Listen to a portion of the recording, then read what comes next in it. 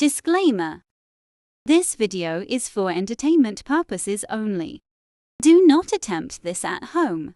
Vitiated how-to will not be responsible because you decided to be a cheap ass and not hire a professional. On with the show.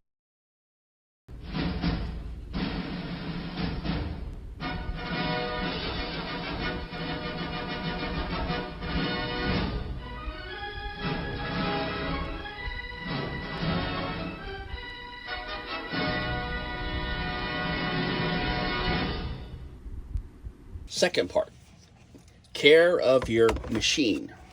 It's very important you take care of your machine. It's also very important to know how to take care of your machine. There's been a few people that has set this up to where it was used. They used the what was called a Zoe machine or something like that. It uses kind of an ozone layer kind of thing to clean it. And that's what was messing up the diaphragms that's inside there. Because the way it's set up, it was corroding them because it was too harsh on them. So, there's that. There's a filter on this side that you got to check periodically. I've heard some people's has been jet black, which I don't know how the hell that is. But at home, my bedroom is like a hospital room. Nothing goes in it but me and my wife. And I'm very particular about even that. But being that I'm in an RV, and at some point in time, this room had mold in it. It wasn't bad mold, it was just from where it got hot and cold. And it was in kind of the window and on the little shades. So I bought me a antibacterial microbial filter. Just because. Now if you're using ice and water with this, it is not recommended to do that. I don't use ice and water anymore because that filter solved the problem I was having with the machine in general that had to use the water. So is there a way to use the filter with the water? I don't know. I asked that question, and the answer I got, I didn't like the answer. So, I do my very damnedest to do it. If you plan on single using the filter, yeah, you can use it with water or whatever,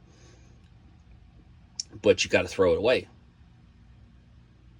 And I said that, throw it away. Because the answer the person gave me was you could use it and you have to let it dry out. And me being who I am, and I know a lot about mold and how things happen with mold, I decided not to do that because that's not something that I even want to chance. And that damn thing's too expensive to use it for one night and throw it away. So I got it to where I didn't need the water. There is that. Pretty simple. And yeah, I know you're going to fucking ask it. For all the people that's got an RV, where did I get the table? It came off Amazon, actually. I didn't buy it on Amazon. I bought it from a place called Yazbid in Pennsylvania. They buy all the Amazon rejects. And I paid 50 cents for it. Because somebody returned it because they were too stupid to understand that it takes screws. So they didn't put the screws in. And they returned it. And I got it for 50 cents. And it works exactly the way I need it to be. So it does alright. Back to the maintenance of it. You need to wipe the machine down. If you have pets in the house that come in your room, you need to pull this out. You need to clean up in here, in there, up in all that. Clean up in there. Be mindful with what you wipe the machine out with.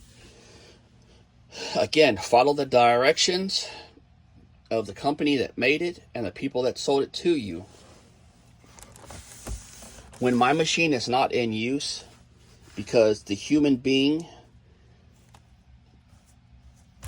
how can I put this and not get in trouble? Secretes dust Yeah. Or shed, there we go. Better one. Sheds skin. We shed a lot of skin. That's what a lot of the dust is everywhere. It's your skin being shedded every day. So to help keep my machine from getting all that garbage on it, I cover this, that way it doesn't get into it. If it gets on the filter, that ain't big of a deal. But I normally have a big towel that covers everything because I don't have the tank in there when I'm at home. So the whole towel covers the whole entire unit. And then that way I don't have to worry about that. But for now, I just cover my filter so nothing gets in there. It blows that way. And it works out for me. Pretty simple.